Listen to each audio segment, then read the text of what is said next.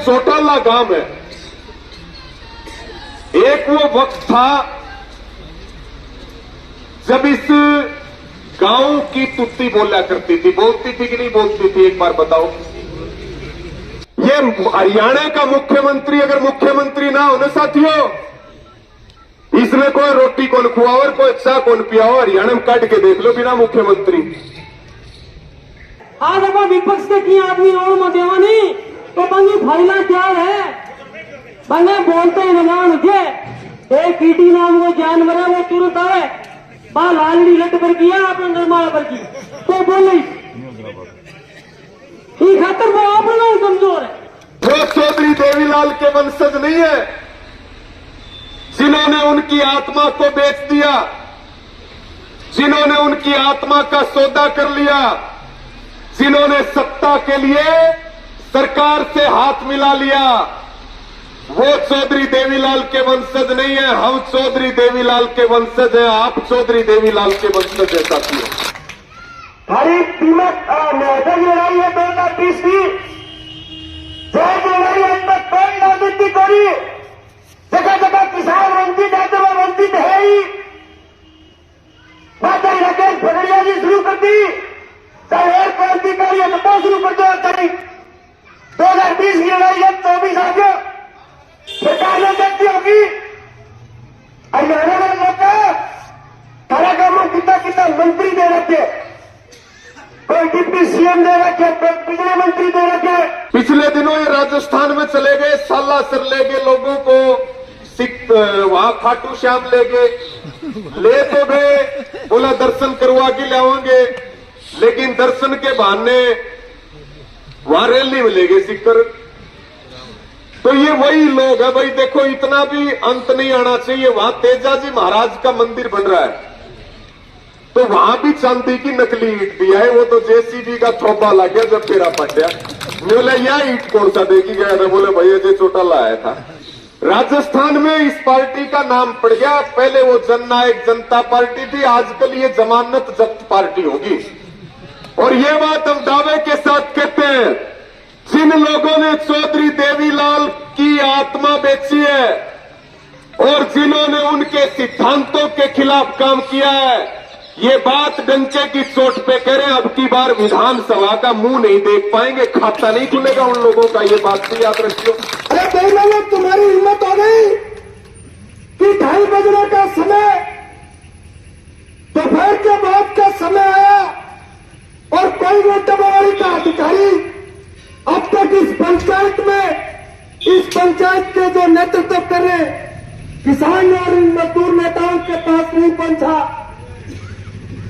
अरे लुटेरा जो डबवाली तहसील में जो बदमाश अधिकारी बैठे, जो भारतीय जनता पार्टी के गुंडे बनकर के यहां काम कर रहे, अरे जनता की जो नौकरी नहीं कर रहा, मैं उन बदमाशों से कहना चाहता हूं, अगले 1.5 घंटे के अंदर अंदर तुम्हारा एसडीएम या तुम्हारा तहसीलदार इस पंचायत में पहुंच जाना चाहिए, वरना ये सारे किसान साथी तो जाएंगे 6 लाइन के ऊपर, इस 6 लाइन को जाम करेंगे और आंदोलन के जो नेतृत्व करता जो हमारे साथी हैं, हम जाएंगे डबवाली तहसील में और उस बेईमान बदमाश अधिकारी को मैं सलाम गिरबान पकड़कर खींचकर सड़क पर लेकर के आऊं।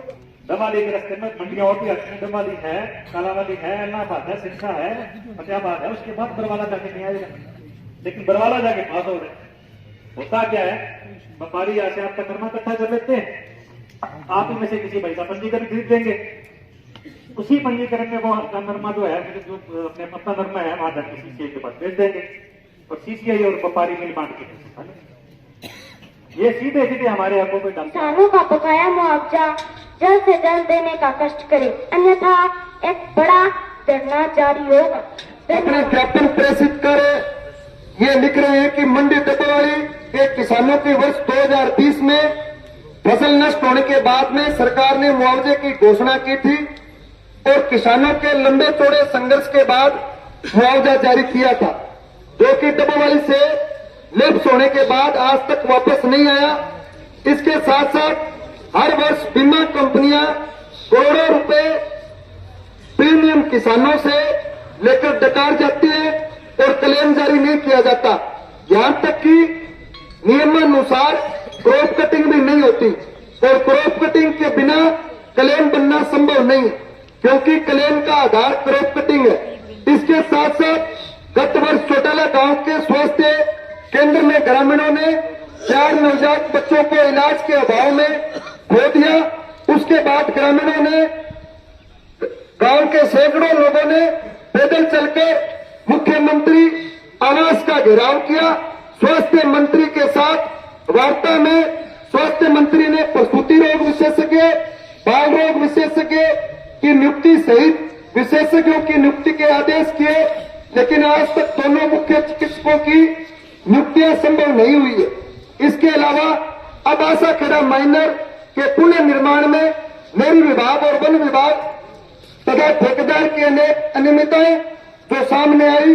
नहर के बरम पटड़े पर पेड़ों जड़ों तनों को बाहर निकाले बिना निर्माण कर दिया, जिस वजह से 20 दिन पूर्व नई बनी नहर में दरारें पड़नी शुरू हो गई। महोदय, इसके अलावा चौटाला चौकी को तत्काल थाना बनाया जाना आवश्यक है, क्योंकि चौटाला सहित यह इलाका पंजाब और राजस्थान की बॉर्डर पर पड़ता है। यहाँ आए दिन आपराधिक गतिविधियां, चोरी, लूटपाट, डकैती, तस्करी जैसी घटनाएं होती है और डबोवाली को पुलिस जिला बनाने के बाद केवल 7 थाने ही इस पुलिस जिले में शेष बचे हैं। इसलिए डबोवाली पुलिस जिला का सही सदुपयोग चौटाला चौकी को थाना बनाकर किया जा सकता है। चौटाला तालाब, ये हमारे बुजुर्ग आत्माराम जी छिपा पूर्व सरपंच, इन्होंने ये मांग इसमें लिखवाई है। सुशील जी गोयल भी अभी हमें बता रहे थे कि जो गांव के तालाब का निर्माण हो रहा है उसको हटा करके बिल्कुल छोटा सा कर दिया है। गांव की मांग है कि उसका जो साइज था उसी साइज में उसका निर्माण किया जाए। चौटाला बस अड्डा वर्षों पहले चलता था, वह बस गांव से होकर के गुजरती थी। अब बस अड्डा चलते हालात में बस अड्डे को सुचारू रूप से शुरू किया जाए। ये जो आज अपने प्रथम ज्ञापन इनको देंगे उसकी ये मुख्य मांगे। और भाई, जितना अड़ने लेट करोगा जितना दौरा मानोगा, बिचा बिचा मार करे सुझाव भी आवागा, मांगा भी पहले सोएगी। इन निवेदन ये बेटी की मान मोड़ गई, इन्हें समापन करा दो। सारा लोगों ने मैं अनुसरण करने वाला लोग तो हमारा प्रदेश जो है बहुत बड़ा प्रदेश है। हनुमानगढ़, गंगानगर जिले ने छोड़ के किसी पर इतो ध्यान राजस्थान प्रदेश को कोनी, तो हमारी बात अठी रहेगी। और इस बात की लड़ाई आज तक हनुमानगढ़, गंगानगर जिले का लोग, मैं सब लोग लड़के, हमारा बुजुर्ग लोग लड़ता रहा, तो कुछ न कुछ किसानों ने फायदा हो। लेकिन अब हालात जगह है दर विकेट सीधो से परिणाम वो है कई एरिया में लगातार नरमा कपास की 2 साल तो पूरा हो गया, विकी फसल मरने लगी। तो अठेगी सरकार, अठेगा जनप्रतिनिधि इस बात पर कोई ध्यान कौन दे। मैं थाने बताऊं, मैं नरमा किसान हूं, मेरी चिंता है लाई तो मैं बहुत यूनिवर्सिटी पर अब है तो आगे बीच सके, बीच तो वो सागणी है, लग गए सागणी है, तो आप जावांगा करांगा के ई बात की चिंता करनी और तो नहीं है। ई बात की चिंता खुद किसान ने करनी पड़ती।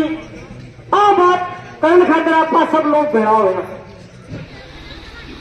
देखिए, ये जो चौटाला गांव है, एक वो वक्त था जब इस गांव की तुत्ती बोला करती थी। बोलती थी कि नहीं बोलती थी, एक बार बताओ। और ये राजनीति का हरियाणा का केंद्र रहा है चौटाला गांव। हम जिस एरिया से आते हैं वो भी बागड़ी बेल्ट है, और हमें याद है कि वहां हमेशा से चौटाला की पार्टी का ही विधायक बना करता था। फिर गड़बड़ होगी, फिर परिवार पाट गया तो सिस्टम भी सारा खराब हो गया, फिर बीजेपी के हाथ पड़ गए। और चौधरी देवीलाल वो शख्सियत है जिन्होंने हरियाणा के लोगों को लड़ना सिखाया, उनको सड़कों पे उतरना सिखाया। मैं तो इस बात की बहुत तारीफ करता हूं कि आप बड़े भाग्यशाली हैं जो आप चौटाला जैसे गांव में पैदा हुए हैं साथियों। ये बहुत बड़ी बात है। चौधरी देवीलाल जी ने हरियाणा के लोगों को लड़ना सिखाया और हम ये मानते हैं कि हम चौधरी देवीलाल के सच्चे वंशज हैं जो उन्होंने लड़ना सिखाया। हम पीढ़ी दर पीढ़ी उनकी सिखाई हुई बात को संघर्ष के जरिए और आंदोलन के जरिए उसको पूरा करने का काम कर रहे हैं साथियों। वो चौधरी देवीलाल के वंशज नहीं है जिन्होंने उनकी आत्मा को बेच दिया, जिन्होंने उनकी आत्मा का सौदा कर लिया, जिन्होंने सत्ता के लिए सरकार से हाथ मिला लिया। वो चौधरी देवीलाल के वंशज नहीं है, हम चौधरी देवीलाल के वंशज हैं, आप चौधरी देवीलाल के वंशज हैं साथियों। जब 3 काले कानूनों का आंदोलन चल रहा था तब ये जो तथाकथित वंशज बन रहे हैं ये कहा करते थे कि कानून बने हुए वापिस नहीं होते, याद है क्या आपको? और हमने कहा था कानून भी वापिस होंगे और तुम्हारी नाक भी कटेगी, क्योंकि ये बात चौधरी देवीलाल ने सिखाई है। और तुम कानून वापिस करने की बात करते हो, सड़क पर बैठ करके तो सरकारें बदल जाती है, ये तो सिर्फ कानून बदलने की बात है। साथियों, एक नई पार्टी बढ़ गई हरियाणा में। पिछले दिनों ये राजस्थान में चले गए, सालासर ले गए लोगों को, वहां खाटू श्याम ले गए, ले तो गए, बोला दर्शन करवा के लाओगे, लेकिन दर्शन के बहाने वहां रैली में ले गए सिक्कर। तो ये वही लोग है भाई, देखो इतना भी अंत नहीं आना चाहिए। वहां तेजाजी महाराज का मंदिर बन रहा है तो वहां भी चांदी की नकली ईट दिया है, वो तो जेसीबी का थोपा लग गया जब फेरा पड़ गया। बोले यह ईट कौन सा देखी गया था? बोले भैया जो चौटाला आया था। तो साथियों, राजस्थान में इस पार्टी का नाम पड़ गया। पहले वो जननायक जनता पार्टी थी, आजकल ये जमानत जब्त पार्टी होगी। और ये बात हम दावे के साथ कहते हैं, जिन लोगों ने चौधरी देवीलाल की आत्मा बेची है और जिन्होंने उनके सिद्धांतों के खिलाफ काम किया है, ये बात डंके की चोट पे कह रहे हैं, अब की बार विधानसभा का मुंह नहीं देख पाएंगे, खाता नहीं खुलेगा उन लोगों का। ये बात भी याद रखियो, क्योंकि चौधरी देवीलाल हमारे सबके आदर्श है। तो मैं अपने आप को बड़ा सौभाग्यशाली मानता हूं, आज इस गांव में आने का अवसर मिला और आप सबका बड़ा धन्यवाद ज्ञापित करता हूं जो बड़े लंबे समय से आप इंतजार कर रहे हैं। क्योंकि हम लगभग कल हम फरीदाबाद मेवात में थे, वहां आंदोलन चल रहे, तो वहां से यहां तक आने में सफर जो है वो 400 किलोमीटर से भी ज्यादा का हमारा सफर हो गया। तो आपको इंतजार भी करना पड़ा, लेकिन मैं इस बात का आपको यकीन और भरोसा दिलाता हूं साथियों, सारे इकट्ठे हो लो, इकट्ठे हो लो। इनका सौदा कुछ नहीं है जो सरकार में बैठे हैं, सारे इकट्ठे होके लड़ लो। 2020 का भी मुआवजा ले लेंगे और 23 का बीमा क्लेम भी ले लेंगे और खट्टर और दुष्यंत न्यू और पूछेंगे, एक महकमा तो दुष्यंत का है, वो न्यू और पूछेंगे कि भाई ये तो ले लो, और कोई और गेल का बच रहा हो वो भी बता दो, वो भी दे देंगे ताकत आपके अंदर। आजकल यूरिया आ गई, एक गाना चला, नैना भाभी किसान आंदोलन में लेके चाबी चली खट्टर के दरबार में। हमारे एक किसान साथी ने लिखा, चरखी दादरी का है। तो हम किसी गांव में जा रहे थे, बाडड़ा विधानसभा की बात बता रहा हूं मैं, क्योंकि तो हम किसी गांव में जा रहे थे, हमने देखा एक बस स्टैंड के ऊपर घड़े आदमी इकट्ठे हुए। हमने भी एक दो जानकार दिख के गाड़ी का ब्रेक मार लिया। हमने पूछा भाई किस जाओ, क्यों खड़े हो? ने बोला जी नैना चौटाला जी आओ है। अब और दिन उस गांव में हमने जाने का मौका मिल गया। मगर भाई नैना चौटाला आई कि नहीं आई? बोला जी जिदे वोट मांगने आई थी, पाछे देखिए को नहीं। तो आजकल नैनो यूरिया आ गई। हम सरकार को कह रहे भाई हमें नैनो यूरिया नहीं चाहिए, ये नैना नाना नहीं चलेगी। हरियाणा में यहां तो दानेदार यूरिया चलेगी, किसान को बहकाने की जरूरत नहीं है। तो साथियों बात बहुत है, लेकिन ये फिर मैं यही बात कह रहा हूं कि भाई देवीलाल जी के वंशज हम हैं, क्योंकि हम उनकी कही हुई बात पे चल रहे हैं। कोई परिवार में पैदा हो जाए ये जरूरी नहीं है। जिन लोगों ने 3 टांग की सरकार को चौथी टांग देने का काम किया है और जिन्होंने खालिस्तानी पाकिस्तानी आतंकवादी कहने वाली पार्टी को समर्थन दिया है और जो पैसे और सत्ता के लिए सरकार के दलाल बन के बैठ गए, इतना कया तो घराड़ा का घराड़ी को नहीं मानने जितना दुष्यंत खट्टर की मानने लग रहे हैं। साथियों जिन लोगों ने अपना जमीर बेचा है, ये बात आज चौटाला गांव में नोट कर लियो। उस जमानत जब्त पार्टी का हरियाणा में अब की बार खाता नहीं खुलेगा, चाहे एडी चोटी का जोर लगा दो। और जो किसान को गाली निकाल दे और जो किसान को आतंकवादी कह दे, उनको हम ये कहना चाह रहे हैं उन्हीं के गांव से, किसान मरे नहीं है, अभी तक हम जिंदा हैं और जो बात तुमने बोली है वो याद रखेंगे और सूद समेत उसका हिसाब करेंगे। हिसाब करने से पीछे नहीं हटेंगे। साथियों यूरिया की सब्सिडी खत्म कर दी, अभी सरकार ने नया नियम बना दिया। इनका तो वो काम हो रहा है, बोला ना घर बसा हमारा ना बसन दे तुम्हारा। पहले बूढ़े बुजुर्ग क्या करते, बोला भाई बीजेपी तो बच की रही हो, या तो महाजनों की पार्टी है, व्यापारियों की पार्टी है। क्या करते थे कि नहीं क्या करते थे? आज जो है हाल आप देखो, दफ्तरों में चले जाओ कर्मचारी नहीं मिलेगा, स्कूल में चले जाओ मास्टर नहीं मिलेगा, नंबरदारों की नंबरदारी चली गई, सरपंचों की सरपंची चली गई, अधिकारियों की पावर चली गई।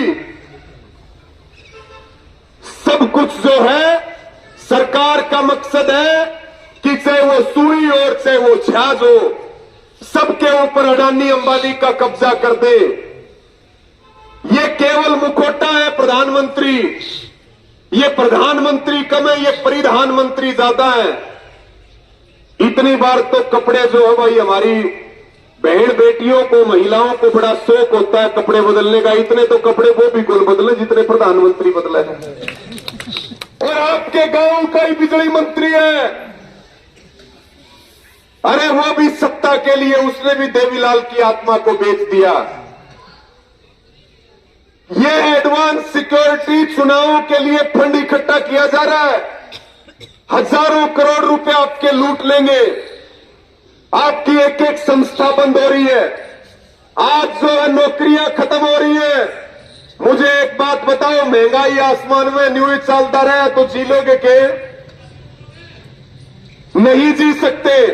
जैसे हमारे बुजुर्गों ने देश को आजाद करने के लिए अपने प्राण तक दे दिए थे, अब प्राण देने की जरूरत नहीं है, सिर इकट्ठे कर लो, जुड़ जाओ सारे जो हमें तोड़ना चाह रहे और देश को बेचना चाह रहे, हरियाणा को बर्बाद करना चाह रहे, इनको नानी याद दिलाएंगे। ये आपको संकल्प लेना पड़ेगा साथियों। बीमा क्लेम की लड़ाई तो लड़ेंगे, हरियाणा में 32 आंदोलन चल रहे हैं, मुआवजे की लड़ाई भी लड़ेंगे, लेकिन लड़ाई इस कौम को बचाने की भी लड़नी पड़ेगी और लड़ाई इन बच्चों के भविष्य की भी लड़नी पड़ेगी। इसके लिए सारे तैयार हो कि नहीं हो, एक बार हाथ उठा करके बताओ। मेरी माताओं बहनों ने भी हाथ उठा दिया और न्यू कहा अगर इनका हाथ जिस चीज में उठ जाने वो काम पक्का बनाया करे, उनका नाश पक्का होया करे। ये इनके आशीर्वाद में ताकत है साथियों। 2022 का आंदोलन भाई भरत ने जिक्र करा। कितने करोड़ रुपए किसानों को मिले, एक बार जोर से बोल के बताओ। 700 करोड़। जोर से बोल। 700 रुपये कौन मिले थे? कितने मिले थे? तो आवाज तो कौन आने लग रही? जोर से बोल के बताओ कितने करोड़ मिले थे? आप क्यों नहीं बोल रहे भाई? कितने करोड़ रुपए मिले थे? जोर से बोल के बताओ फिर एक बार, कितने करोड़ मिले थे? मैंने न्यू लगे सारा खर्च कर लिए तुमने। ये तो न्यू के अगले मिलेंगे ना जब हिला मारेंगे, इतने हिला मारते नहीं हम तो। भाई एक बार बोल के तो बता दो कितने करोड़ मिले थे? 700 करोड़ रुपए मिले। 150 दिन लड़ाई चली, 178 दिन आंदोलन चला। 15 दिन हम भी वहां नारायण खेड़ा गांव में डेरा डाल दिया। भाई भरत और हमारे 4 साथी पानी की टंकी पे रहे 15 दिन। नेशनल हाईवे जाम करा। ये ओलख साहब और ये सारे हमारे नेता बैठे हैं। न्यू कहते 730 भी कौन मिले? अरे मैं कहा डट जाओ, 700 करोड़ तो लेंगे। घना हमने चैलेंज करोगे ना तो हम ये 700 करोड़ बढ़ा के 1400 करोड़ कर देंगे, लेके रहेंगे। ये बात ध्यान रखना इस बात का। कानून की बात करते हैं, कानून तुम कुछ भी बना दोगे। प्रधानमंत्री अपना हिसाब नहीं देता, मुख्यमंत्री हिसाब नहीं देता। जनता के लिए चलने के लिए सड़क नहीं है, हेलीकॉप्टर में घूम रहे। ये हरियाणा का मुख्यमंत्री अगर मुख्यमंत्री ना हो ना साथियों, इसमें कोई रोटी कौन खुआओ और कोई चाय कौन पियाओ। हरियाणा में काट के देख लो बिना मुख्यमंत्री।